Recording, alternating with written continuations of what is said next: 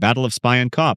On January 23, 1900, the Battle of Spion Kop began when British forces under General Warren decided to break the siege of Ladysmith and chose to capture the strategic summit of Spion Kop under cover of night. British infantry troops climbed the rocky slopes through dense fog with great difficulty, and after a brief engagement, drove Boer forces from the top of the hill, but due to extremely poor visibility and inaccurate mapping, they made a fatal mistake and dug their trenches in the center of the summit, unaware that they had not actually captured the highest point and that two neighboring peaks overlooking their position were still in enemy hands. On January 24th, at sunrise and as the fog lifted, British soldiers found themselves in a horrifying situation as they realized their trenches were located on an open plain, and Boer snipers and artillery from 3 directions and from higher ground had full visibility over them. Throughout the day, British soldiers came under heavy and direct fire, and due to the rocky terrain, were unable to dig deeper trenches, which resulted in bodies piling up in the shallow ditches. Despite numerous acts of bravery and bloody hand-to-hand fighting, chaos in British command reached its peak, and while both sides, due to heavy casualties, were considering retreat, British forces evacuated the summit during the night. The following morning, the Boers, surprised to find the summit abandoned, recaptured it, resulting in a humiliating defeat with over 2,000 British killed and wounded.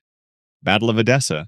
In the year 260 AD, Valerian, the Roman emperor, by assembling a massive army estimated at up to 70,000 men, marched toward Nisibis and Edessa to stop the raids of Shapur I of the Sasanian Empire on the eastern borders. Upon entering the region, the Roman army was struck by a widespread outbreak of plague, which severely weakened the soldiers' combat ability and morale. In a battle that took place between Hattin and Edessa, the Sasanian army managed to put the Roman forces in a difficult position, which led to a heavy defeat of the Roman legions and the death of many of them. Valerian, seeing himself surrounded and in a military predicament, first tried by sending envoys to pay large sums of gold as compensation in order to obtain permission for a peaceful retreat. But Shapur I, aware of the dire condition of the Roman army, rejected this offer. Subsequently, while the Roman army was on the verge of total collapse, Valerian decided to directly negotiate with the king of Iran to save his remaining forces. He, along with a group of the highest-ranking Roman officials, moved toward the Iranian camp. But during this meeting, Valerian and his entire delegation were captured by Shapur I.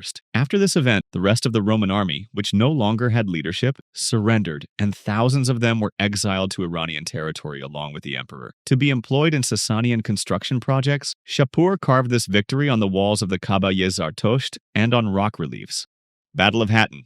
In July of the year 1187 AD, the Battle of Hattin, with the clever plan of Saladin Ayyubi, began in order to draw the Crusaders out of their water-rich strongholds. By attacking the city of Tiberias and besieging the wife of Raymond III in the city's fortress, he placed King Guy of Lusignan in a position where he had to march to save the city. The Crusaders, despite Raymond's warnings that crossing the dry plains in the scorching summer heat was suicide, moved their large army from Safaria toward Tiberias. Saladin's forces from the very beginning, with constant attacks by mounted archers, slowed the Crusaders' advance and trapped them along the way, stopping them in a waterless region under the blazing sun. As night fell, Saladin's soldiers set the dry grass of the plain on fire, and the thick smoke and heat brought the unbearable thirst of the Christian legions to its peak. The next morning, the Crusader army, too thirsty to fight, was completely surrounded near the horns of Hattin, and right there they were massacred or captured by the Muslims. The knights and Crusader cavalry repeatedly and bravely charged into the heart of Saladin's army, trying to open a path toward the Sea of Galilee, but each time they were met with the Ayyubid defensive wall and pushed back. In the end, with the capture of Guy of Lusignan along with Reynald of Châtillon and many nobles, the Crusader army was defeated, and this victory paved the way for the conquest of Jerusalem.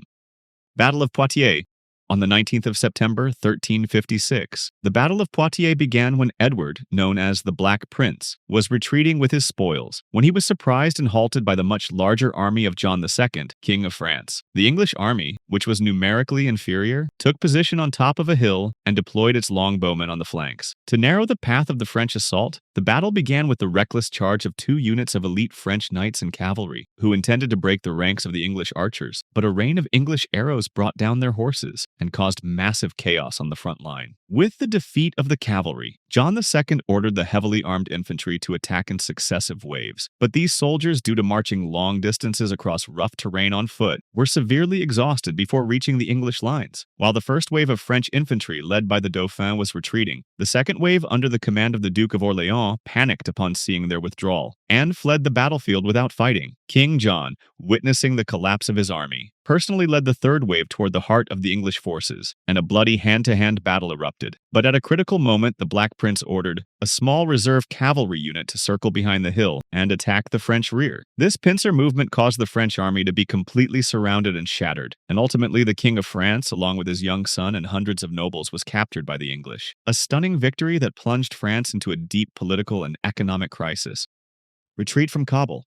On the 6th of January, 1842, one of the most horrific military retreats in history began with the withdrawal of the British Army from Kabul, following the Afghan uprising, and the killing of British representatives, about 4,500 armed soldiers and 12,000 British civilian companions, including women and children under the leadership of General Elphinstone, trusting the promise of safety given by Akbar Khan, left Kabul for Jalalabad amid heavy snow and the deadly cold of winter. Afghan tribal forces, contrary to their promises, began firing from the high ground at the rear of the column and killed anyone who lagged behind the rest. While passing through narrow and mountainous passes, the massive British column, due to deep snow and the chaos caused by the presence of civilians, completely lost its order, and at every mile along the route many people died from the extreme cold, hunger, or the continuous gunfire of the Afghans. At the Khord Kabul Pass, the massacre reached its peak, and many were killed at this point. While Akbar Khan, pretending innocence, constantly asked Elphinstone to hand over the remaining senior officers and women to him as hostages for security. After several days, the British army turned into a small and exhausted group, which in the Jagdalak region encountered obstacles made of thorny branches, and in the last serious resistance at Gandamak Hill, only a handful of the remaining soldiers were captured and killed by the Afghans. In the end, from that crowd of 16,000 people, only Dr. William Bryden, while severely wounded, managed to reach the gates of Jalalabad to deliver the news of the destruction of the British Indian Army.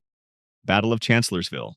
On May 1, 1863, the Battle of Chancellorsville began with the confrontation of the Union Army under the command of Joseph Hooker and the Confederate Army led by Robert E. Lee, while Hooker intended to defeat Lee's army with a force twice the size of the enemy. But Lee's boldness in dividing his small army changed everything. On May 2nd, Stonewall Jackson carried out one of the boldest maneuvers in military history, leading about 30,000 soldiers on a secret 12-mile march to the unsuspecting right flank of the Union Army. And with a lightning-fast attack at dusk that day, he terrified the Union's 11th Corps and forced them into retreat. In the midst of victory and as darkness fell, Jackson moved forward with a group of his officers to scout enemy lines and assess the possibility of continuing the attack at night. But while returning to his own lines under the faint moonlight, soldiers of a North Carolina brigade who mistook them for enemy cavalry fired at them. Jackson was severely wounded after being hit by 3 bullets. While the battle continued intensely in the following days, and Robert E. Lee managed, despite heavy casualties, to force Hooker into a complete retreat across the Rappahannock River. Despite this brilliant victory for the South, the final blow came when Stonewall Jackson died 8 days later from pneumonia caused by his wounds, and the Confederate Army lost its greatest strategist at the very moment it needed him most. Battle of Tannenberg.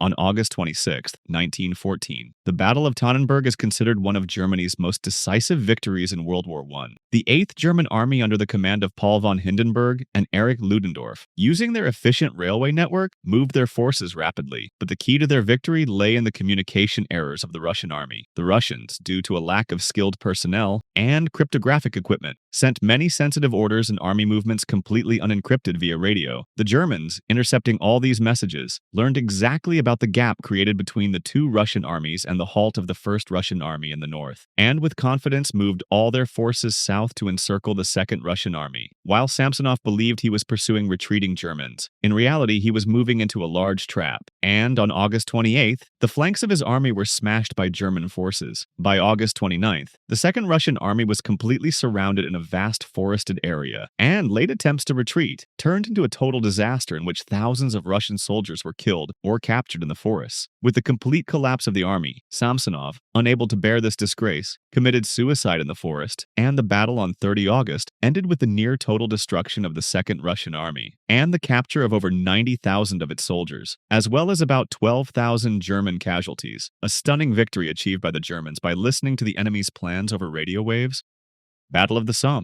On 1 July 1916, The bloodiest day in the history of the British Army began during the Battle of the Somme. While the British commanders under the leadership of Douglas Haig were confident that their heavy 7-day artillery bombardment before the attack had completely destroyed all German trenches, barbed wire, and artillery. Relying on this mistaken assumption, British soldiers were ordered to move towards the enemy lines, not by running or crawling, but with slow, regular marching steps, because it was believed that no resistance remained. But the reality was that the Germans were sheltered in very deep concrete bunkers, and were waiting almost unharmed for the end of the bombardment. As soon as the artillery fire stopped, and the British soldiers left the trenches, the Germans quickly manned their machine guns, and the British soldiers on the open field were caught under heavy fire from German machine guns and rifles. In the very first hours, thousands of British soldiers were killed before even reaching the remaining enemy barbed wire, and the chaos caused by the lack of communication between the front line and command caused the next waves of soldiers to be sent to the same slaughterhouse. This battle, which began with the aim of breaking the trench warfare stalemate, continued until November 1916, and for the first time saw the use of tanks on the battlefield. It ultimately ended with over 1 million killed and wounded on both sides. While on that first day alone, Britain suffered 57,000 casualties, paying a horrific price for a miscalculation in estimating artillery strength. Operation Eagle Claw.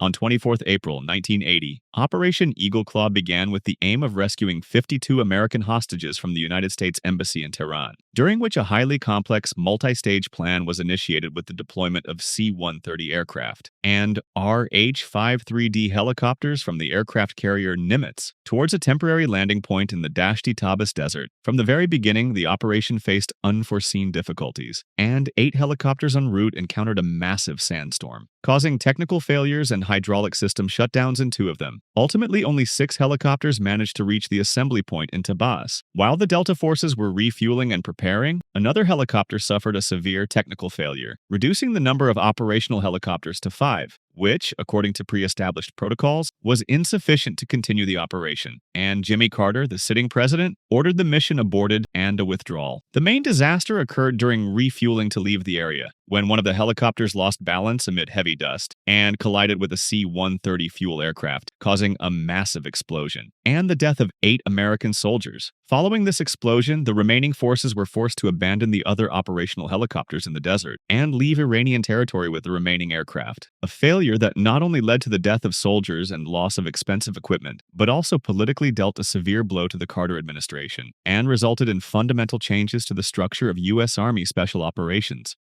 If you'd like to see more stories like this, make sure to follow the channel and share your suggestions for future videos in the comments section.